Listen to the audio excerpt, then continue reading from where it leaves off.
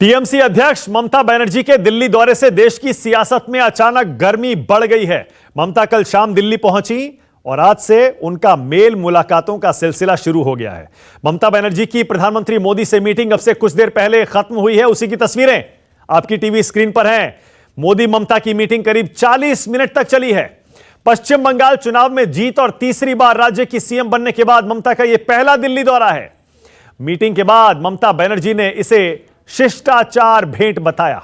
उन्होंने कहा पीएम मोदी के साथ उन्होंने कोरोना के हालात पर चर्चा की है। जरा सुन लेते हैं ममता बनर्जी इस समय क्या बोल रही हैं।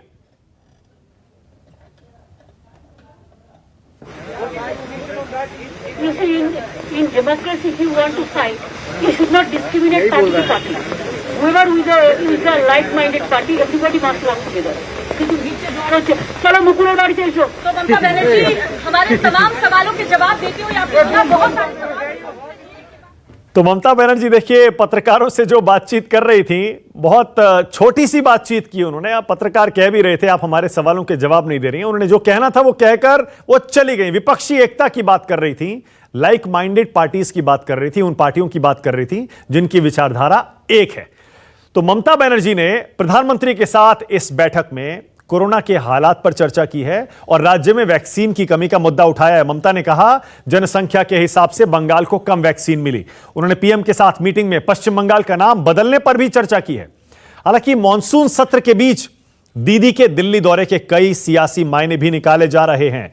माना जा रहा है ममता का यह दौरा पूरी तरह 2024 के लोकसभा चुनाव से पहले विपक्षी एकता को मजबूत करने की एक कवायद है। इसीलिए ममता बनर्जी की आज कांग्रेस के दिग्गज नेताओं के साथ मीटिंग शुरू हो चुकी है। ममता ने कांग्रेस के वरिष्ठ नेता और एमपी के पूर्व सीएम कमलनाथ के साथ आज मीटिंग की। उसकी तस्वीरें जरा देखिए। कमलनाथ से ममता की मीटिंग हुई। इसके अलावा कांग्रेस के नेता आनंद शर्मा से भी ममता बनर्जी की आज मीटिंग हुई है। प्रधानमंत्री से मिली, उससे पहले कमलनाथ से मिली, आनंद शर्मा से भी मिली। दिल्ली में ममता अपने भतीजे अभिषेक बनर्जी के साउथ एवेन्यू स्थित घर पर रुकी हुई हैं।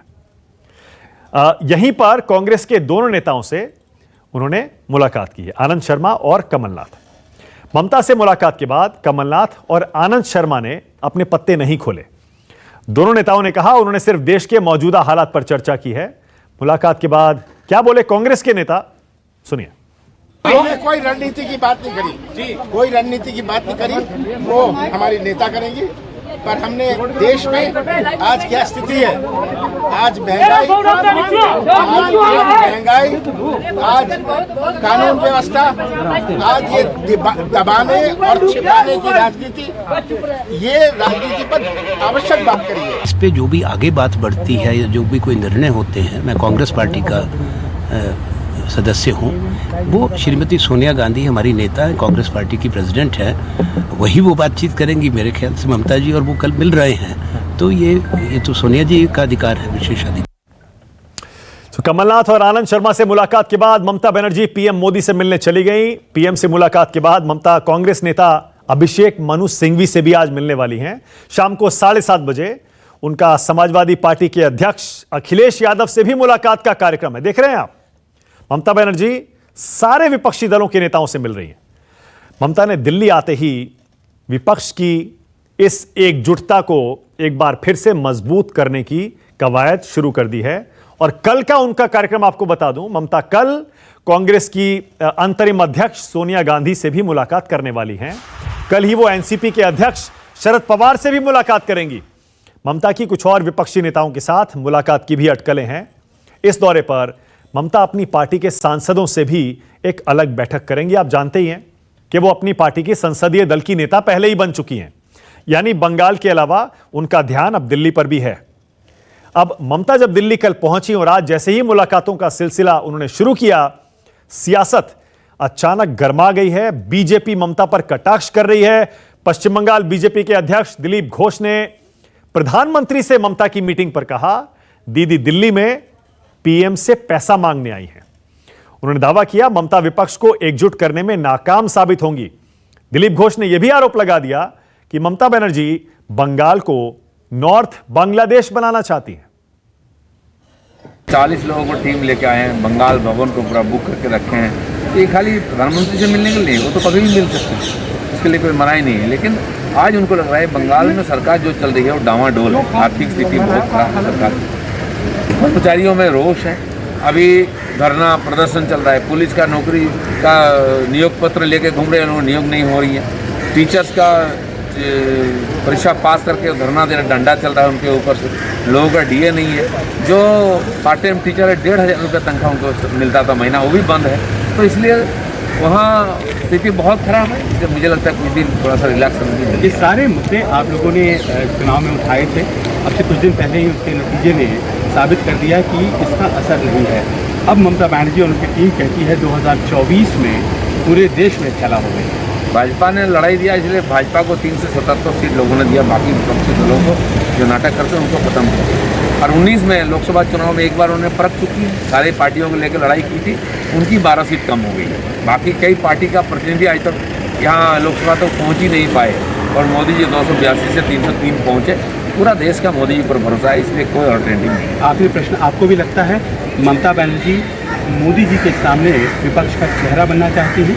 प्रयास तो कर लें, बंगाल में पहले चेहरा बने, बंगाल को पहले तरक्की बनाएं, लोगों को लगे कि हाँ तरक्की, और बंगाल को पश्चिम बांग्लादेश बनाने जा रहे हैं। इधर ममता के दिल्ली दौरे के बीच शिवसेना के नेता संजय राउत का बड़ा बयान सामने आया। संजय राउत कह रहे हैं उद्धव ठाकरे जो कि महाराष्ट्र के मुख्यमंत्री हैं, वो देश का नेतृत्व करने में सक्षम हैं। संजय राउत कह रहे हैं उद्धव ठाकरे देश के प्रधानमंत्री बन सकते हैं। उन्होंने कहा जरूरत पड़ी तो भविष्य में उद्धव नेतृत्व करेंगे। जरा सुन लीजिए संजय राउत का यह बड़ा बयान। मैं उद्धव जी को सालों साल से जानता हूं, और मेरे पास वो तारीख भी नहीं है मैं उनको कब मिला था, लेकिन 40-45 साल से हमारा रिश्ता कायम रहा है। वो बहुत ही एक संयमी नेता है, बहुत ही प्यारे इंसान है, और लोगों के ऊपर प्यार करने वाले, हमेशा ऐसा नेतृत्व है कि सबको साथ लेके जाते हैं हमेशा। आज जब मुख्यमंत्री बने हैं तो लोगों को लगता है कि हमारे परिवार का कोई प्रमुख वहाँ बैठा है, ये उनका सबसे बड़ा यश है। और देश को भी इसी प्रकार से कभी भविष्य में ज़रूरत पड़ी नेतृत्व की तो मैं हमेशा कहता हूँ उद्धव जी का नेतृत्व राष्ट्र का नेतृत्व कर सकते हैं। तो दीदी दिल्ली पहुंची नहीं, क्षेत्रीय दलों में बेचैनी बढ़ गई है। संजय राउत कह रहे हैं उद्धव ठाकरे भी हैं जो देश का नेतृत्व कर सकते हैं। सियासी गर्मी आप देख रहे हैं अचानक बढ़ गई राष्ट्र की बात में, इसीलिए हमारा आज का सवाल है दीदी के दिल्ली दौरे से कौन परेशान है या फिर कौन कौन परेशान है? और दूसरा, मोदी के खिलाफ क्या एक होंगी सोनिया और ममता? कांग्रेस और टीएमसी क्या साथ आ सकते हैं? राष्ट्र की बात में आज बहस शुरू करते हैं। मेरे साथ टीएमसी से आज सोफिया खान जुड़ रही हैं, टीएमसी की प्रवक्ता हैं। बीजेपी से गुरु प्रकाश आ गए हैं, उनको भी आप देख पा रहे हैं। कांग्रेस की तरफ से आज आचार्य प्रमोद कृष्णम आ गए हैं जो कि देश की राजनीति पर बहुत बढ़िया, बहुत तीखा और बहुत ईमानदार विश्लेषण भी करते हैं। सुनील साजन आ गए हैं समाजवादी पार्टी से। अजय आलोक आ गए हैं जेडीयू से। और इन सब से बातचीत शुरू करूं उससे पहले जल्दी से आपको अपने सहयोगी रमन कुमार के पास लेके चलूंगा, क्योंकि प्रधानमंत्री के साथ ममता की मीटिंग थोड़ी देर पहले ही खत्म हुई है। रमन, इस मीटिंग में ममता तो कह रही थी कि पश्चिम बंगाल का नाम बदलने पर चर्चा हुई, कोविड वैक्सीन की बात हुई, कुछ राजनीतिक बात भी हुई है क्या रमन? क्या पता चल रहा है?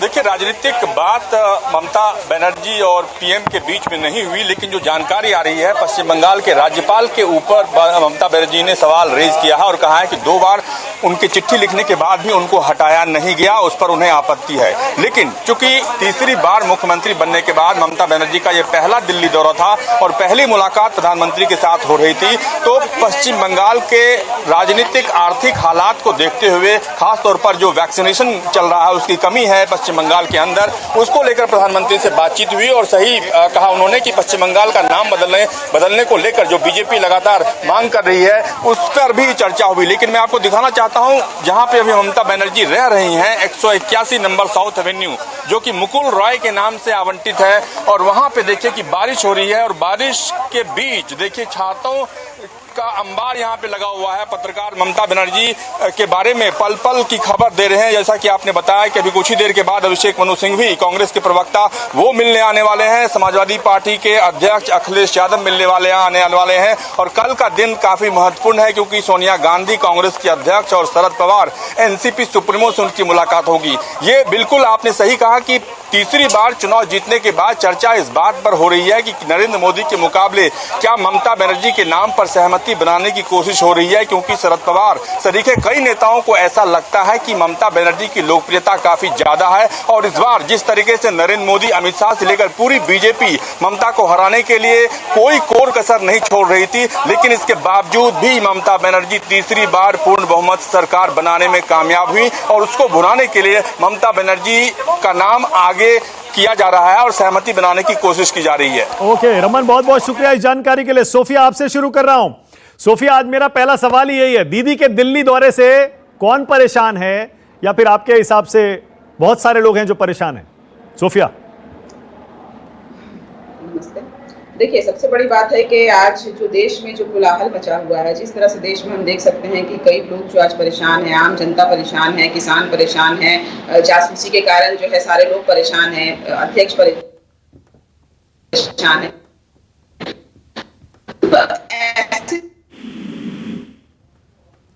जो है भले वो किसी सत्ते पर हो या ना हो, या किसी मुकाम पर हो या ना हो, तो ये ममता बनर्जी का ही पहल है। वो आज दुविधा को देखते हुए, देश में एक इमरजेंसी कह सकते हैं, इमरजेंसी जैसा सिचुएशन को देखते हुए वैक्सीन का मांग लेकर, या जो कमी है हमारे खासकर बंगाल में, पूरे देश में ही कमी है, लेकिन चूंकि वो बंगाल की मुख्यमंत्री हैं तो बंगाल के डिमांड्स को लेकर कि यहाँ पर जो वैक्सीन की कमी है उसको लेकर वहां पर वो पहुंची हैं प्रधानमंत्री से बात करने के लिए। बाकी जो हमारे देश में ऑपोजिशन, विपक्ष जो है वो बिल्कुल कमजोर है, ये हमसे चुका नहीं है। हमारे देश में अगर भाजपा तो है ही, उसको खाली कोसने से नहीं होगा। मुझे लगता है इस पूरे देश में, हमारे मुख्यमंत्री को भी लगा कि इस पूरे देश में अगर कुछ कमी है तो वो विपक्ष की कमी है। अगर विपक्ष मजबूत हो जाता है, अगर विपक्ष एकजुट हो जाता है, क्योंकि भाजपा कहीं ना कहीं विपक्ष को डराने की राजनीति करती है, विपक्ष को गिराने की राजनीति करती है, और इस वजह से भी वो सत्ते पर ज्यादा आ जाती है, क्योंकि उन्हें भी पता है कहीं ना कहीं कि विपक्ष आज कमजोर है। खाली राहुल गांधी को कहीं वो पप्पू बनाते हैं, कहीं वो अरविंद केजरीवाल का मजाक उड़ाते हैं, कहीं दीदी को दीदी और दीदी करके व्यंग करते हैं। तो ऐसे में विपक्ष का एकजुट होना बहुत जरूरी है, और ऐसे में मुख्यमंत्री ममता बनर्जी का पहल करना भी जरूरी था, जो वो हर मामले में करती आई हैं। ऐसा कुछ ओके सोफिया, दो सवाल। ऑलराइट सोफिया, दो सवाल। पहला जो मैंने आपसे पहले भी पूछा था, कौन परेशान है दीदी के दिल्ली दौरे से? क्या बीजेपी परेशान है कि अब ममता बनर्जी के रूप में एक चेहरा उनके सामने आने वाला है, या फिर कांग्रेस पार्टी परेशान है क्योंकि विपक्ष की नेता ममता बनर्जी बनना चाह रही हैं? देखिए, फिलहाल तो मुझे लगता है बीजेपी भाजपा ही परेशान है, क्योंकि यहाँ पर हमने देखा कि दिलीप घोष ऑलरेडी स्टेटमेंट दे भी चुके हैं। तो दिल्ली में दीदी के जाने से उनको ज्यादा परेशानी है। उनके जो यहाँ पर अध्यक्ष हैं, जो प्रेसिडेंट है दिलीप घोष, वो अपना स्टेटमेंट दे भी चुके हैं। तो ये तो साफ जाहिर है कि उनको ज्यादा परेशानी हो रही है। अच्छा ठीक है, ओके ऑलराइट ओके। दूसरा सवाल, क्या ममता बनर्जी देश की प्रधानमंत्री बन सकती हैं क्या? देखिए, क्यों नहीं बन सकती हैं? जिस महिला ने हर तरह के अपोजिशन को पार करके तीसरी बार जो मुख्यमंत्री बनने की काबिलियत रखती है, जो प्रधानमंत्री, गृह मंत्री और कई मंत्री की नाकाम कोशिश की, जिस तरह से यहाँ पर लीडरों को तोड़ने की कोशिश की, उसके बावजूद अगर मुख्यमंत्री ममता बनर्जी तीसरी बार अगर मुख्यमंत्री बन सकती हैं, तो जाहिर सी बात है कि ममता बनर्जी से अच्छा चेहरा आज प्रधानमंत्री के लिए कोई भी नहीं हो सकता। बहुत ही बढ़िया। मैं वाकई आपकी दाद देता हूं। आपने बहुत ईमानदारी से, बहुत बेबाकी से यह बात कह दी कि ममता बनर्जी देश की प्रधानमंत्री बन सकती है, विपक्ष का चेहरा बनने लायक है। और आपने यह भी कह दिया विपक्ष एकदम कमजोर हो चुका है, इसीलिए ममता बनर्जी को विपक्ष को एकजुट करने की जिम्मेदारी अपने कंधों पर लेनी पड़ी। पर क्या ममता बनर्जी को विपक्ष के चेहरे के तौर पर सारी विपक्षी पार्टियां स्वीकार करेंगी? सोफिया जी, बिल्कुल कर सकती हैं। देखिए, अभी बहुत अर्ली होगा ये कुछ भी कहना, बहुत जल्दबाजी होगी। लेकिन हमने देखा आज कमलनाथ जी के साथ मुलाकात हुई, आनंद शर्मा जी से मुलाकात हुई, तो ऐसे में बहुत सारे पॉजिटिव रिस्पांस आए हैं और मुझे लगता है कि कहीं ना कहीं ये विपक्ष भी जान चुकी है कि जिस तरह से बंगाल में मुंह तोड़, जिसको कहते हैं मुंह तोड़ जवाब दिया है मुख्यमंत्री ममता बनर्जी ने, मुंह तोड़ जिसको कहते हैं बहुमत के साथ हराया है, तो कहीं ना कहीं विपक्ष भी ये सोचने पर मजबूर हो गई है कि अगर आज देश की कोई आवाज है, आज अगर एड़ी चोटी से अगर कोई भाजपा के खिलाफ खड़ा हो सकता है, ओके, बहुत बढ़िया, बहुत बढ़िया, बहुत बढ़िया। थैंक यू सोफिया, आपने बहुत ईमानदारी से, बहुत बेबाकी से सारे सवालों के जवाब दिए। मैं आपकी दाद दे रहा हूं। सुनील साजन, कल अखिलेश यादव मिलने वाले हैं ममता बनर्जी से। सुन लिया आपने सोफिया क्या कह रही हैं? विपक्ष कमजोर, एकदम शवासन, ऐसा लग रहा है मरणासन पड़ा हुआ है। अब ऐसे में क्या अखिलेश ममता बनर्जी को अपना नेता मानने जा रहे हैं क्या?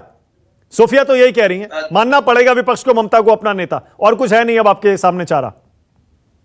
देखिए मानस जी, मैं ये कह सकता हूं कि देश में विपक्ष जरूर कमजोर है, लेकिन अगर राज्यवार विपक्ष देखेंगे भारतीय जनता पार्टी का, तो कहीं कमजोर नहीं है। क्या बिहार में विपक्ष कमजोर है? क्या उत्तर प्रदेश में विपक्ष कमजोर है? तो अगर आप बंगाल में भी ममता जी जीती हैं, और ममता जी के चुनाव में माननीय अखिलेश यादव जी ने समाजवादी पार्टी के जो वहां नेता जा सकते थे, जो वहां हमारे कार्यकर्ता थे, जो माननीय राष्ट्रीय अध्यक्ष जी के चाहने वाले लोग थे, उनसे पार्टी ने अपील की थी कि ममता बनर्जी जी की मदद करनी है, उनको चुनाव जीतना है, जिताना है। हाँ। जहां तक सवाल ये है कि प्रधानमंत्री का चेहरा कौन होगा, फेस पर बात कर रहे हैं आप। मानस जी, मैं ये कह सकता हूं आपके कार्यक्रम में, इस समय फेस वैल्यू नहीं रखता है। वैल्यू यह है कि देश को कैसे बचाया जाए, देश कैसे बचे, देश की अर्थव्यवस्था कैसे बचे। पर देश को बचाने के लिए विपक्ष को बचाना पड़ेगा पहले, देश बाद में, पहले विपक्ष को बचाना पड़ेगा। सोफिया क्या कह रही हैं? सोफिया कह रही हैं विपक्ष फेल हो चुका, अब सबको पता लग गया ये विपक्ष मोदी शाह को नहीं हरा सकता, नया विपक्ष बनाना पड़ेगा, नया चेहरा देना पड़ेगा, और ममता बनर्जी वो चेहरा बन सकती हैं, ये सोफिया कह रही हैं। आपको ममता का चेहरा अपने नेता के तौर पर राष्ट्रीय स्तर पर स्वीकार है या नहीं है?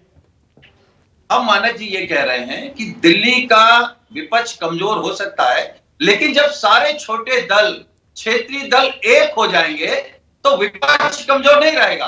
और ये तो आप भी जानते हैं, पूरा देश जानता है, लोग प्रधानमंत्री बनने के लिए उत्तर प्रदेश आते हैं। अभी तो उत्तर प्रदेश का चुनाव बाकी है। अरे पर इस बार तो अखिलेश यादव दिल्ली आए हैं, ममता बनर्जी लखनऊ नहीं गई है उनसे मिलने के लिए। अखिलेश यादव दिल्ली जाकर ममता बनर्जी से मिल रहे हैं, इसीलिए पूछ रहा हूं, क्या ममता दीदी को अपना चेहरा मानने को तैयार है दिल्ली में? लखनऊ में मत मानिए।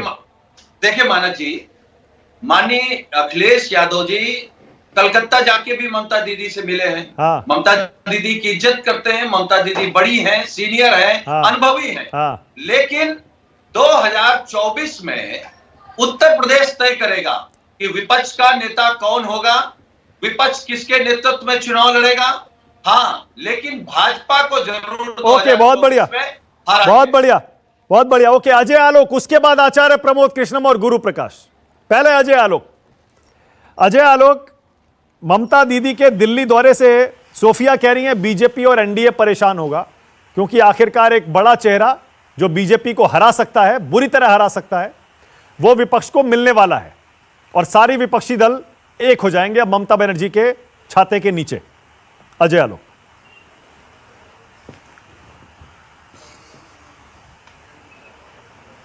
देखिए, ऐसा है कि अभी आपने अपने डिबेट शुरू होने के पहले संजय राउत का बयान सुना दिया, सोफिया जी ने प्रधानमंत्री घोषित कर दिया, समाजवादी पार्टी ने गोल गोल राज्यवार कर दिया कि केंद्र में विपक्ष कमजोर है। तो इन सब बातों को देख के मुझे लगता है एक शेर बड़ा मौजू है इस पे, यहां किसी को भी कुछ हस्बे आरजू न मिला, यहां किसी को भी कुछ हस्बे आरजू न मिला, जो मुझे चाहिए था वो मुझे ना मिला, और मैं जिसको चाहता था वो मैं उसे ना मिला। तो ये विपक्ष की अभी यही कहानी है। अभी देखिए 24 में बहुत देर है। ममता दी आई हैं चुनाव जीतने के बाद, मुख्यमंत्री के नाते पहली बार दिल्ली आई हैं, स्वाभाविक है अपने राज्य की समस्याओं को लेकर प्रधानमंत्री से मिली, कोई गलत नहीं है, मिलना भी चाहिए। बंगाल की जो आर्थिक स्थिति है, कोरोना की जो परिस्थिति है, और जैसे जैसे राजनीतिक हालात हैं तब तक मिल रही हैं, और इस मिलने में अगर किसी को ऊर्जा मिल रही है तो निश्चित तौर पे ममता दी को ऊर्जा मिल रही होगी, और ऊर्जा घट रही है तो कांग्रेस पार्टी की सबसे पहले घटेगी, वामपंथियों की सबसे ज्यादा घट जाएगी। बाकी और जितने बचे हुए हैं उनके तो अरमान इतने हैं, ये ऊर्जा मिलने में अरमान ही सबसे बड़ा प्रॉब्लम है। खैर, हमारी तरफ से शुभकामनाएं, क्योंकि हम ना 3 में ना 13 में, एनडीए भी बहुत मजबूती से बढ़ रहा है और आने वाले चुनाव में एनडीए हर राज्यों में अच्छा प्रदर्शन करेगा, इसमें कोई शक नहीं है। आपने कहा पहले उसकी तैयारी हम ना कीजिए, 3 में है 24 की 13 में, गाड़ी अभी मतलब बहुत किसकी दूर है। बात कर रहे हैं आप? नीतीश जी की मतलब इन लोग की परेशानी से एनडीए को क्या मतलब है भाई? अच्छा। ममता दी के आने से एक्साइटमेंट है, किसी को गुस्सा है, किसी को दुख है, तो वो इन लोग को, एनडीए को क्या मतलब है? आए दिल्ली आए, 5 दिन रहे, 7 दिन रहे, उसे क्या दिक्कत? मतलब आपको ममता बनर्जी का चेहरा, दिल्ली आने से जो रहे, कि राजनीति बीजेपी बदल को जाती बंगाल में हरा के आई है, विपक्ष का चेहरा बन जाती हैं, आपको लगता है एनडीए के लिए कोई फिक्र की बात नहीं है? मजबूत विपक्ष, एकजुट विपक्ष, ममता बनर्जी के चेहरे पर कोई टेंशन की बात हमारे नहीं? लिए खुशी की बात होगी। हमारे लिए बहुत खुशी की बात है अगर कांग्रेस पार्टी तैयार हो जाती है ममता बनर्जी को प्रधानमंत्री का चेहरा बनाने के लिए, तो सबसे पहले साधुवाद कांग्रेस पार्टी को मैं दूंगा। मैं समझ गया। आचार्य प्रमोद कृष्णम आपकी दुखती रग पे हाथ रख रहे हैं अजय आलोक। 1 सेकंड में आ रहा हूं आपके पास, लेकिन पहले गुरु प्रकाश, सोफिया खान तो कह रही है बीजेपी परेशान है भाई ममता दीदी के दिल्ली आने से, क्योंकि पहली बार एक गंभीर कोशिश की जा रही है पूरे विपक्ष को एकजुट करने की। अब सोचिए किस किस से नहीं मिल रही वो, कमलनाथ से मिल रही, आनंद शर्मा से मिल रही, अभिषेक मनु सिंघवी से मिल रही हैं, अखिलेश यादव से मिल रही हैं, कल सोनिया गांधी से मिल रही हैं, शरद पवार से मिल रही हैं। ऐसा लग रहा है सारे विपक्षी दल एकजुट हो रहे हैं। गुरु प्रकाश, आपके लिए खतरे की घंटी नहीं है क्या? नहीं, देखिए, माना कैसा है कि 2014 के बाद भारत की राजनीति में एक बुनियादी परिवर्तन तो आया है और भारतीय जनता पार्टी एक धुरी के रूप में, एक पोल के रूप में इमर्ज होकर के सामने आई है और एंटी बीजेपीइज्म पॉलिटिक्स की शुरुआत हो रही है। मैं सुन रहा था अपने साथियों को, टीएमसी की प्रवक्ता को सुन रहा था, वो प्रधानमंत्री घोषित कर रही है अपनी नेता को। नंदीग्राम के विधानसभा चुनाव के नतीजे का स्मरण कराना चाहता हूं। नंदीग्राम में चुनाव जीत नहीं पाए और प्रधानमंत्री बनने का सपना देखते हैं।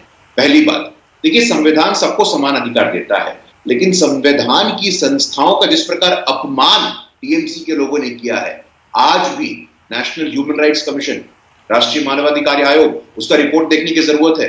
माना कि आपने इंडियन एक्सप्रेस का देखा होगा, एक सीरीज ऑफ इन्वेस्टिगेशन चल रहा है और लगातार उसमें बताया गया किस प्रकार नृशंस हत्या की गई है खेला होबे के नाम पे। पश्चिम बंगाल में जो तांडव हुआ है वो देश ने देखा है। उन लोगों को आपको लगता है कि देश नेतृत्व करने का मौका देगा? देखिए, पश्चिम बंगाल में जो हुआ हमने उसको स्वीकार किया विनम्रता पूर्वक, लेकिन वहां दीदी को भी फोकस करना चाहिए। पश्चिम बंगाल में लॉ एंड ऑर्डर की स्थिति देख लीजिए, वहां बहुत ही गड़बड़ है अभी मामला। हम लोग अभी ऑपोजिशन में रह के आवाज उठा रहे हैं और अभी समाजवादी पार्टी के हमारे मित्र कह रहे थे कि भाई विपक्ष का जो नेता होगा वो उत्तर प्रदेश से आएगा। वो तो तय ही है ना, 2024 में हम सत्ता पक्ष में रहेंगे, वो विपक्ष में रहेंगे, तो विपक्ष का नेता सामने आ जाएगा। लेकिन अभी हमें ये देखने की जरूरत है कि ऐसे एक्सपेरिमेंट देश में पहले भी हुए हैं, पहले भी महागठबंधन, आजकल तो माना अंतरराष्ट्रीय महागठबंधन बन रहा है। ये जो पार्टियां बैठी हैं इनकी आस्था किसमें है? इनकी आस्था संविधान में नहीं है, इनकी आस्था वॉशिंगटन पोस्ट में है। गुरु प्रकाश, आप चाहते हैं ममता, आप चाहते हैं, जाहिर है आप चाहते हैं ममता बनर्जी बंगाल पर फोकस करें, बंगाल में ही रहें, दिल्ली ना आए, केंद्र की राजनीति ना करें, इसीलिए आप कह रहे हैं ममता बनर्जी पहले बंगाल पे ध्यान दे। इसका मतलब सोफिया की बात सही साबित हो रही है, अगर ममता बनर्जी विपक्ष को एकजुट कर पाती हैं तो आप परेशान हैं उससे। देखिए, ऐसा है माना कि जिस पार्टी में ना ही आंतरिक लोकतंत्र हो, जब से टीएमसी बना है तो शाश्वत अध्यक्षा के रूप में ममता दीदी काम कर रही हैं। तो जिस पार्टी में कोई सेकंड जनरेशन लीडरशिप भी नहीं है, किसी और व्यक्ति पे आपको भरोसा नहीं है, अपने परिवार के लोगों को आप बढ़ावा दे रहे हैं, आंतरिक लोकतंत्र के नाम पे कुछ नहीं, सामूहिक नेतृत्व के नाम पे कुछ नहीं, वंशवाद, परिवारवाद, भ्रष्टाचार आप बढ़ा रही हैं, तो पश्चिम बंगाल को संभालिए, अपने पार्टी को संभालिए। अरे वो जीत के आ रही है, मैं तो राजनीतिक तौर पे बात कर रहा हूँ, जीत के आ रही है, वो आपको हरा के आ रही है। तो क्या उनकी, अगर वो जीत के आ रही हैं तो उनके जो पार्टी की जो फीचर्स हैं उसका चर्चा नहीं करेंगे क्या हम लोग? उनके इंटरनल डेमोक्रेसी है और देश देखता है। मानक जी 2014 के बाद ये राजनीति बदल गई है। आचार्य प्रमोद कृष्णम, आचार्य जी, ओके आचार्य जी, अजय आलोक और गुरु प्रकाश दोनों इशारा यही कर रहे हैं कि सबसे ज्यादा परेशान आप होंगे आज। क्या वाकई कांग्रेस परेशान है क्या ममता के दिल्ली आने से? नहीं, देखिए मानक जी, अजय आलोक जी को मैंने सुना, गुरु प्रकाश जी को सुना, सुनील यादव जी को सुना, आपको भी सुन रहा हूं। ममता बनर्जी एक बहुत ही सशक्त नेता के रूप में इस बार चुनाव जीतने के बाद देश के राजनीतिक पटल पे उभर के आई हैं, इसमें कोई संदेह नहीं है। लेकिन देश का प्रधानमंत्री कौन बनेगा, ये मेरे चाहने से और टीएमसी के चाहने से, आपके चाहने से, गुरु प्रकाश के चाहने से या अजय आलोक के चाहने से नहीं फैसला होता है। देश की जनता चुनती है। देश की जनता जिसको चुनती है वो देश का प्रधानमंत्री बनता है। दूसरी बात, प्रधानमंत्री बनना सब चाहते हैं। कौन नहीं चाहता इस देश में कि वो इस देश का प्रधानमंत्री बने? जो राजनीति में सब चाहते हैं और सबको ये सपना देखने का अधिकार है। तो अगर टीएमसी के जो ममता बनर्जी के जो पार्टी के लोग हैं, अगर वो चाहते हैं कि दीदी प्राइम मिनिस्टर, सही कह रहे हैं आचार्य जी, बिल्कुल सही कह रहे हैं। इस पर मैं आपके साथ हूं। अजय आलोक को याद होगा, नीतीश कुमार भी बनना चाहते थे एक समय पर पीएम। हमें ये सबको याद है, बाकायदा कह भी रहे थे भाई हम क्यों नहीं बन सकते पीएम जी। और नहीं मानक जी, नहीं मानक जी, मैं एक और इम्पोर्टेंट बात कर रहा हूं। अभी अजय आलोक जी बहुत गोलमोल बात कर रहे थे। वो कह रहे थे समाजवादी पार्टी घुमा रही है, लेकिन सच बात यह है कि अजय आलोक जी घुमा रहे हैं। अभी तो 24 तक आते आते हो सकता है नीतीश कुमार जी पाला बदल के इधर आ जाएं। तो कैंडिडेट राजनीति में तो कोई परमानेंट चीज है नहीं, पल पल सब चीजें बदलती हैं। तो हो सकता है नीतीश कुमार जी भी सोचें कि भाई मोदी जी का विकल्प मैं ही बन सकता हूं। दोनों तरफ उनके मित्र हैं। शरद पवार जी सबसे वरिष्ठ हैं और उद्धव ठाकरे हिंदुत्व का एक बहुत बड़ा चेहरा है और अभी चीफ मिनिस्टर हैं। अब सवाल इस बात का है कि ये सारी राजनीतिक पार्टियां अपने अपने नेताओं को देश का प्रधानमंत्री बनाना चाहते हैं। लेकिन मानक जी, क्या ये संभव है कि पूरे राष्ट्रीय स्तर पे जो भाजपा से लड़ रहा है राहुल गांधी और राहुल गांधी की पार्टी यानी कांग्रेस पार्टी, क्या कांग्रेस पार्टी के बिना कोई ये क्षेत्रीय दल का प्रधानमंत्री बन सकता है? क्योंकि कोई भी रीजनल पार्टी एक स्टेट से बाहर नहीं है। सिर्फ कांग्रेस एक ऐसी पार्टी है जो राष्ट्रीय स्तर पर भाजपा को टक्कर दे रही है। और आज भी इस बुरे दौर में भी, संकट के इस काल में भी कांग्रेस पार्टी सबसे बड़ा दल है। तो अब प्रश्न ये पैदा होता है कि नरेंद्र मोदी जी और अमित शाह की सरकार को अगर कोई राष्ट्रीय स्तर पर चुनौती दे रहा है, उसका नाम तो राहुल गांधी है। ममता बनर्जी ने जरूर वेस्ट बंगाल में हम सम्मान करते हैं, हम सब उनका समर्थन कर रहे हैं, लेकिन क्या ऐसा संभव है कि कांग्रेस पार्टी सबसे बड़ा दल है, कांग्रेस पार्टी राष्ट्रीय स्तर पे एक अकेली ऐसी पार्टी है जिसको नेशनल पार्टी कहा जा सकता है, जो राष्ट्रीय स्तर में सब सूबों में है, उसके बिना क्या फैसला हो सकता है कि कौन प्राइम मिनिस्टर का कैंडिडेट होगा? मुझे लगता है ये कांग्रेस हाईकमांड डिसाइड करेगा, कांग्रेस पार्टी का नेतृत्व डिसाइड करेगा। और जहां तक मैं समझता हूं कि देश का प्रधानमंत्री का कैंडिडेट कांग्रेस पार्टी जो सबसे बड़ा दल है उसी के नेता को आगे रखकर चुनाव लड़ा जाएगा, तो शायद बेहतर रिजल्ट आएंगे।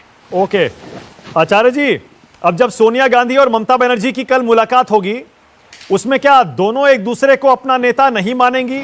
क्या बराबरी की मुलाकात होगी और किसी तरह की कोई गठबंधन की, दोस्ती की, चुनाव को देखते हुए किसी समझौते की चर्चा होगी? और क्या ये, जैसा मैंने कहा, ममता बनर्जी और सोफिया इस बात को कह रही हैं कि विपक्ष का चेहरा ममता बन सकती हैं, बनना चाहेंगी, क्योंकि अभी तक विपक्ष फेल रहा है, आपकी तरफ इशारा है, आप फेल रहे हैं, अब तक सोनिया, राहुल, प्रियंका फेल रहे हैं, अब ममता ही बचा सकती है विपक्ष को। ओके, नहीं, अगर देखिए मानक जी, जमीनी हकीकत को नजरअंदाज नहीं किया जा सकता है। राहुल गांधी को आप फेल कहेंगे और प्रियंका गांधी को फेल कहेंगे और खुद को पास कहेंगे। अरे भाई, राहुल गांधी के नेतृत्व में 2018 में राजस्थान चुनाव में हमने बीजेपी से राजस्थान छीना, छत्तीसगढ़ छीना, मध्य प्रदेश छीना, 3 राज्यों में हमने अपनी सरकार बनाई, पंजाब में हमारी सरकार बनी। तो सवाल इस बात का है, अभी भी झारखंड में जो सरकार चल रही है वो कांग्रेस के समर्थन से चल रही है। तो इस दौर में भी 5 राज्यों में कांग्रेस पार्टी की सरकार चल रही है। तो आप कैसे कह सकते हैं कि ये उतार चढ़ाव तो आते रहते हैं? ये आप कैसे कह सकते हैं कि विपक्ष फेल हो गया या कांग्रेस फेल हो गई? राजनीति में फेल पास देखा जाएगा। अभी ममता बनर्जी ने, पूरी बीजेपी ने जो ताकत लगाई ममता दीदी को हराने के लिए, ममता जी ने उनको हराया, उनको चित कर दिया।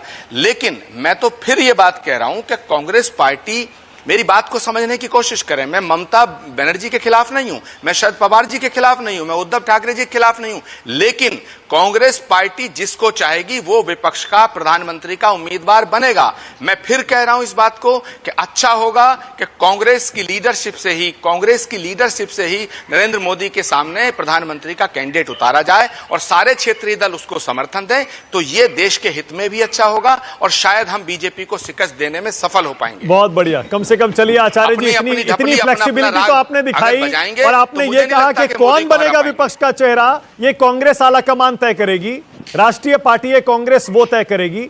लेकिन आपने चलिए कम से कम ये तो नहीं कहा कि नहीं कांग्रेस से ही बनेगा प्रधानमंत्री या कांग्रेस से ही बनेगा विपक्ष का नेता। इसका मतलब जब सोनिया और ममता की मुलाकात होगी आचार्य जी, इस बारे में चर्चा होगी क्या, कौन बनेगा विपक्ष का चेहरा? नहीं, देखिए सोनिया जी और ममता जी का रिश्ता बहुत निकट का रिश्ता है। ममता बनर्जी, जगन रेड्डी, शरद पवार जी सब कांग्रेस पार्टी से ही कांग्रेस पार्टी के हिस्सा हैं और कांग्रेस में उन्होंने एक बहुत लंबा जीवन राजनीति की है। तो सोनिया जी और सुनो, कांग्रेस पार्टी का इतिहास देखिएगा भाई, देवेगौड़ा जी को प्रधानमंत्री किसने बनाया? कांग्रेस ने। चंद्रशेखर जी को प्रधानमंत्री किसने बनाया? कांग्रेस ने। इवन चौधरी चरण सिंह जी को प्रधानमंत्री कांग्रेस ने बनाया। तो सवाल इस बात का है, कांग्रेस पार्टी एक बहुत बड़े, तो मतलब ये संभव है ना कि कांग्रेस ममता बनर्जी को पीएम बना दे? ये संभव है ना आचार्य जी? यही तो पूछ रहा हूं। नहीं, राजनीति में सब कुछ संभव है, राजनीति में सब कुछ संभव है, राजनीति में कुछ भी संभव नहीं।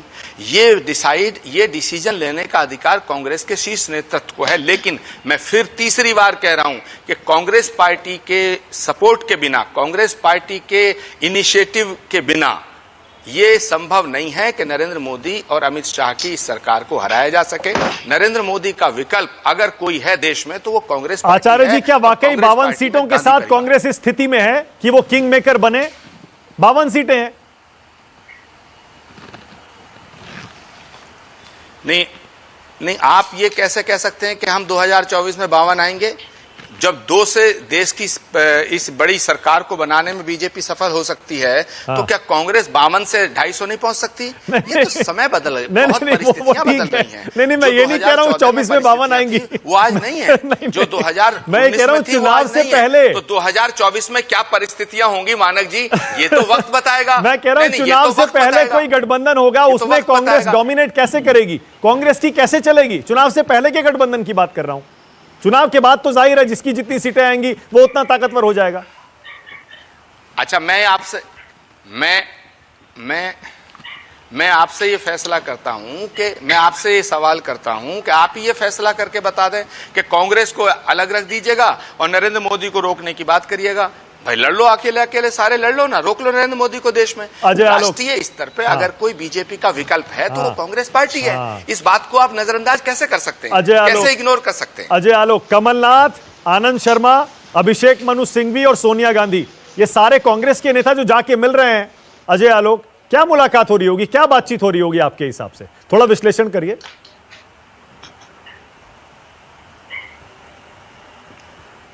अरे थोड़े पुराने मित्र हैं, इतने दिन के बाद ममता दी आई हैं, मिल रही हैं। अरे ममता दी भी तो कांग्रेस से ही निकली थी ना, सही तो बोला आचार्य जी ने।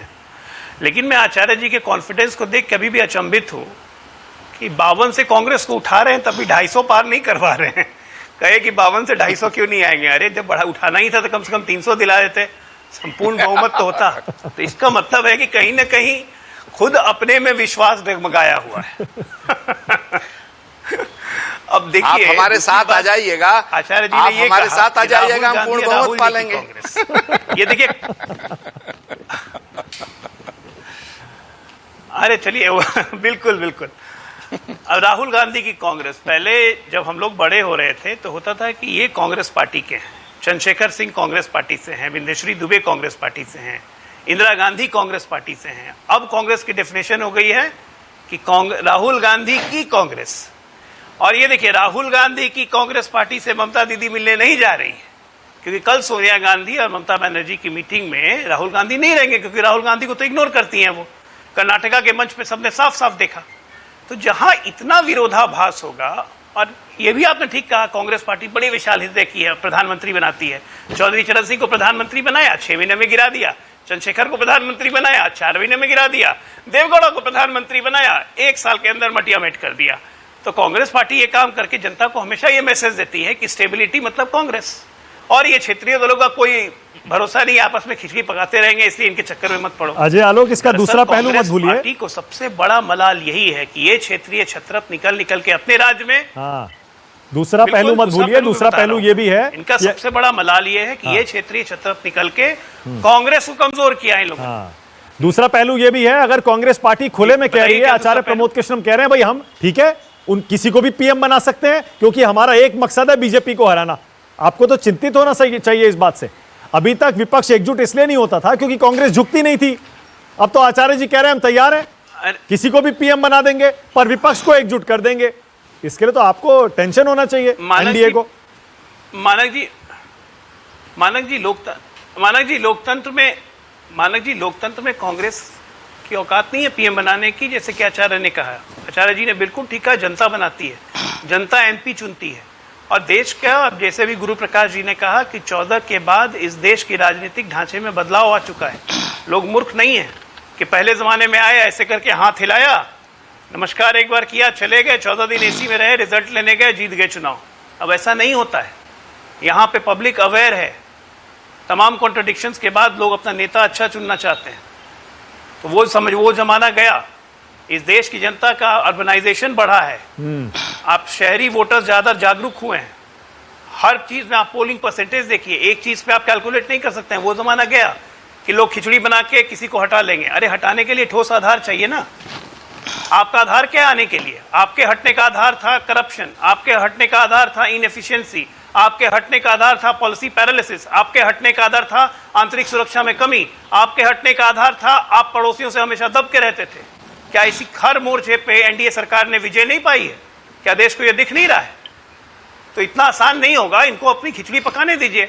जब चुनाव आएगा तो हम लोग भी देखेंगे। जहां तक रही नीतीश कुमार के उधर जाने की बात, तो उधर जाने की बात की भविष्यवाणी अगर आप कर रहे हैं तो बहुत अच्छी बात है, बहुत अच्छी बात है आचार्य जी। वरना तो हम लोग तो यही सोच रहे थे कि हम तो उधर ही थे, लेकिन हमसे ज्यादा पीढ़ी खिलाने में लोग बिजी रहे, इसलिए हम भाग आए ना। ओके आचार्य जी बोलिए, उसके बाद आ रहा हूं गुरु प्रकाश, फिर सोफिया खान और सुनील साजन। बोलिए आचार्य जी।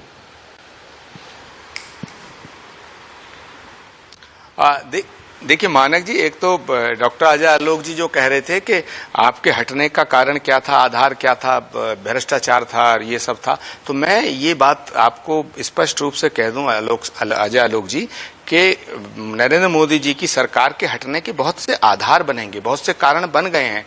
आधार है बेरोजगारी, आधार है किसानों की दुर्दशा, आधार है नौजवानों की दुर्दशा, आधार है महंगाई, आधार है किसानों की बुरी हालत, आधार है इस सरकार का अहंकार, इस सरकार का दंभ। और अहंकार और दंभ प्रजातंत्र में किसी का नहीं रहता। तो इसीलिए इस सरकार को जाने का मार्ग प्रशस्त हो चुका है आलोक जी। अब सवाल आपके ऊपर है, ये निर्णय आपका है कि आप उधर पाले में खड़े रहते हैं या इधर आएंगे। अगर आप इधर आना चाहें तो आपका स्वागत है, लेकिन मैं फिर मानक जी कहना चाहता हूं कि जब 2024 आएगा उससे पहले बहुत से इधर के लोग उधर जाएंगे, उधर के लोग इधर आएंगे। और जब शंखनाद होगा 2024 के महाभारत का, तब पता चलेगा कौरवों की तरफ कौन है, पांडवों की तरफ कौन है और कृष्ण किसके सारथी बनते हैं, गांडीव किसके हाथ में है। तो ये वक्त बताएगा। अभी जो स्थिति चल रही है, अभी जो एक्सरसाइज है, हम इसका वेलकम करते हैं कि संवाद लोकतंत्र के अंदर एक बहुत बड़ा आधार है। जनतंत्र के अंदर संवादहीनता नहीं होनी चाहिए। गुरु प्रकाश, अखिलेश यादव और ममता बनर्जी की क्या मुलाकात होना चाहिए और विरोधी विचारधारा जब होगी आज होने वाली है मीटिंग, गुरु प्रकाश क्या मीटिंग होगी, क्या बातचीत होगी ममता की और अखिलेश की? और थोड़ा ममता सोनिया पे भी मैं चाहता हूं कुछ बोले आप। नहीं देखिए मानक जी, ऐसा है कि अभी आचार्य जी अहंकार और दम की बात कर रहे थे, मतलब इससे बड़ी विडंबना और कुछ हो नहीं सकती है। अभी उन्होंने कहा कि हमने प्रधानमंत्री बनाया, हमने चौधरी चरण सिंह को बनाया, हमने देवेगौड़ा को बनाया। अरे आपने बनाया, कांग्रेस पार्टी ने बनाया, और आप हमारे ऊपर अहंकार और दम का आरोप लगा रहे हैं। आज का अखबार देख लीजिएगा, आप लोगों ने दामादों के लिए क्या किया है। छत्तीसगढ़ में अस्पताल का घोटाला सामने आया है, अपने दामाद के परिवार के द्वारा संचालित हॉस्पिटल को सरकार खरीद रही है। इसलिए भ्रष्टाचार की बात आप मत करिए तो ही अच्छा रहेगा। अपने पार्टी का पूर्णकालिक अध्यक्ष अब तक नहीं चुन पाए हैं और देश का प्रधानमंत्री चुनने की बात करते हैं। अमेठी छोड़ करके वायनाड जाना पड़ा और देश का प्रधानमंत्री चुनने की बात करते हैं। इसलिए मुझे लगता है कि कांग्रेस पार्टी का जो चेहरा है वो देश के 135 करोड़ लोगों ने देख लिया है। महाराष्ट्र में क्या स्थिति थी मैं जाना नहीं चाहता हूं, लेकिन जहां तक अखिलेश जी और ममता दीदी की बैठक की बात है, मानक जी ये स्पष्ट है कि देखिए अपने लोगों को पूरी इच्छा है, पूरी स्वतंत्रता है अपनी राजनीतिक इच्छाओं को पूरी करने का, तो मुझे लगता है कि हम इसमें स्वतंत्रता है। और अजय आलोक जी ने बहुत अच्छी बात कही कि भाई ममता दीदी सीरियसली किसको ले रही है, राहुल गांधी तो कहीं सीन में ही नहीं है, सोनिया जी हैं और कमलनाथ जी हैं। तो मुझे लगता है कि जो कांग्रेस पार्टी राहुल गांधी को प्रेषित करना चाहती है, प्रस्तुत करना चाहती है, वो तो स्टेक होल्डर भी नहीं है कांग्रेस पार्टी में। आलू डालो सोना निकलेगा, इस प्रकार की बातें करते हैं। तो मुझे लगता है कि एक परिपक्व लोकतंत्र के लिए ये बहुत जरूरी है, ये संकेत बहुत जरूरी है। और आज की तारीख में बीजेपी एक इंपॉर्टेंट पोल के रूप में इमर्ज हुई है और आने वाले 20 साल मानक गुरु प्रकाश जी कह रहे थे भ्रष्टाचार का सवाल इन्होंने उठाया। मैं इनसे पूछना चाहता हूं येदियुरप्पा जी के बारे में क्या ख्याल है। अभी मुकुल राय जब मुकुल राय ममता बनर्जी के साथ थे तो भ्रष्ट थे, फिर बीजेपी में आकर साफ हो गए, अब वो दोबारा चले गए। अब सुनिए नहीं, अजीत पवार महाराष्ट्र के अंदर जब अजीत पवार बीजेपी के जब एनसीपी में थे तो भ्रष्ट थे, और जब आपके यहाँ शपथ भ्रष्टाचार पर बहुत बहस हो चुकी है। सोफिया खान ममता की बैठक पर आ रहा हूं। सोफिया, आपने सुन लिया, जैसे ही दीदी दिल्ली में लैंड की है वैसे ही संजय राउत कह रहे हैं उद्धव ठाकरे पीएम बन सकते हैं। अभी आपने सुनील साजन की बात सुन ली, वो कह रहे हैं पीएम तो लखनऊ से ही आएगा, यूपी से ही आएगा। इसका मतलब ममता दीदी दिल्ली आ जाए, कितना भी एकजुट विपक्ष को करने की कोशिश करें, विपक्ष का चेहरा बनने में अभी बहुत रुकावटें हैं।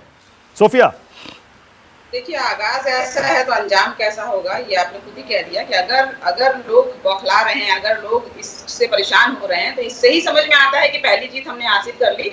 ममता बनर्जी जो है वो एक विपक्ष के रूप में, एक विपक्ष नेता के रूप में जो है वो सामने जो आई हैं। देखिए बहुत अर्ली होगा, प्रधानमंत्री कौन बनेगा इस पे हम मुझे लगता है ज्यादा चर्चा नहीं करनी चाहिए, बल्कि मुझे ये लगता है कि आज देश में जिस तरह से बीजेपी सोफिया एक सेकंड, आप कह रही हैं आगाज ऐसा है तो अंजाम कैसा होगा। अरे भाई, अगर उद्धव ठाकरे या संजय राउत परेशान हो रहे हैं तो उसे अपनी जीत के तौर पे मत देखिए। अगर विपक्ष को एकजुट करना है, आपको उनको साथ लेके चलना है। अगर वो नाराज हैं और अपना पीएम बनाने की बात कर रहे हैं, इसका मतलब ये आपकी हार है, जीत नहीं है। अगर प्रधानमंत्री पद के 3-4 दावेदार एक ही दिन में खड़े हो गए तो आपकी जीत नहीं है, आपकी हार है। देखिए ओपिनियन देने के लिए तो हर कोई, एक लोकतांत्रिक देश है तो हर कोई अपना एक पक्ष रख सकता है और मैं उसका बहुत सम्मान करती हूँ। मेरे बस ये कहने का मतलब है कि अभी प्रधानमंत्री के बारे में चर्चा ना। अच्छा, सोनिया जी से क्या मीटिंग, क्या बातचीत होगी? सोनिया जी से क्या बातचीत होगी दीदी की? देखिए सबसे पहले तो बात यही होगी कि किस तरह से विपक्ष को एकजुट किया जाए, एक इतना ज्यादा स्ट्रॉन्ग किया जाए कि जैसे ऑलरेडी देश की जनता जो है भी भाजपा से परेशान हो चुकी है, वो डीजल पेट्रोल से लेकर, वैक्सीन से लेकर, महामारी से लेकर, ऑक्सीजन की कमी से लेकर, जिस तरह से महामारी में इस 2 साल से परेशान हुई है पूरी जनता, सुनील साजन, जनता परेशान है ही, लेकिन एक अच्छा विपक्ष नेता सामने नहीं है। तो विपक्ष को सामने मजबूत रहना होगा ताकि किसी भी तरीके से भाजपा इस बार जीत ना पाए। सुनील, इसी पैनल की डिबेट में देख लीजिए विपक्ष का चेहरा कौन होगा, इस पर ही सहमति नहीं बन पाती है। अजय आलोक सही तो कह रहे हैं, ये तो नॉन स्टार्टर है, ये तो शुरू ही नहीं हो पाएगी विपक्षी एकजुटता कभी भी। नहीं, देखिए अजय आलोक जी क्या कह रहे हैं, अजय आलोक जी को मालूम होना चाहिए कि छोटे दल होने के बावजूद भी आप मुख्यमंत्री हैं बिहार में, तो इसका मतलब ये नहीं है कि कोई अगर छोटा दल है तो वो प्रधानमंत्री नहीं हो सकता है। प्रमोद कृष्णन जी ने, आचार्य जी ने जो बातें कही हैं, मैं आचार्य जी से बहुत सहमत हूं। हाँ, लेकिन उन्होंने एक बात बिल्कुल स्पष्ट कही कि अभी 24 का जो महाभारत होगा उसका गांडीव किसके हाथ होगा, कृष्ण कौन होगा, कौरव किधर होंगे, पांडव किधर होंगे, तो मैं क्यों ये कह सकता हूं कि भारतीय राजनीति में जो गांडीव है वो उत्तर प्रदेश से आएगा और कृष्ण भी उत्तर प्रदेश से आएगा। ये तो मैं आपको बता रहा हूं। ओके, अच्छा अखिलेश यादव क्या बातचीत करेंगे ममता से? मुझे लगता है कि बीजेपी को कैसे रोका जाए और देश कैसे बचाया जाए। हाँ। क्योंकि आज बेरोजगारी देख लीजिए, भारतीय जनता पार्टी और आलोक जी कह रहे हैं। अच्छा, मतलब ममता बनर्जी से बंगाल का फॉर्मूला सीखेंगे वो अखिलेश यादव कि यूपी में कैसे हराना है बीजेपी को और 24 में कैसे हराना है। सीख सकते हैं क्योंकि भाजपा का तो हराना है ना उत्तर प्रदेश में। ओके, तो कैसे ममता जी ने रगड़ा है, बहुत बढ़िया, उसी रगड़ से हम लोग भी रगड़ेंगे उत्तर प्रदेश में। ठीक है, बहुत बढ़िया। मेरे पास टाइम खत्म हो गया है आज मेरे पास टाइम खत्म हो गया है। बहुत बहुत धन्यवाद आज राष्ट्र की बात में आने के लिए। इस डिबेट से देखा, जैसे मैंने कहा कि ममता बनर्जी दिल्ली तो आ गई है, इसीलिए आज मैंने सवाल यही रखा था, कौन परेशान है दीदी के दिल्ली आने से, या कौन कौन? क्या संजय राउत उद्धव ठाकरे परेशान है, क्या कांग्रेस पार्टी परेशान है, क्या बीजेपी परेशान है, या फिर समाजवादी पार्टी? अखिलेश यादव मिल रहे हैं, कांग्रेस नेता मिल रहे हैं, शरद पवार भी मिल रहे हैं, लेकिन क्या ममता को विपक्ष का चेहरा मानेंगे? यही है बहुत बड़ा सवाल। बहुत शुक्रिया अजय आलोक आपका, सुनील साजन, सोफिया, आचार्य प्रमोद कृष्णम, गुरु प्रकाश। नमस्कार, मैं हूं मानक गुप्ता। अगर आपको हमारा ये वीडियो पसंद आया हो तो इसे लाइक और शेयर जरूर करें, और हां, हमें सब्सक्राइब और फॉलो करना ना भूलें ताकि आप देश और दुनिया की कोई खबर मिस ना करें। तो जुड़े रहिए हमारे साथ और देखते रहिए न्यूज़ 24।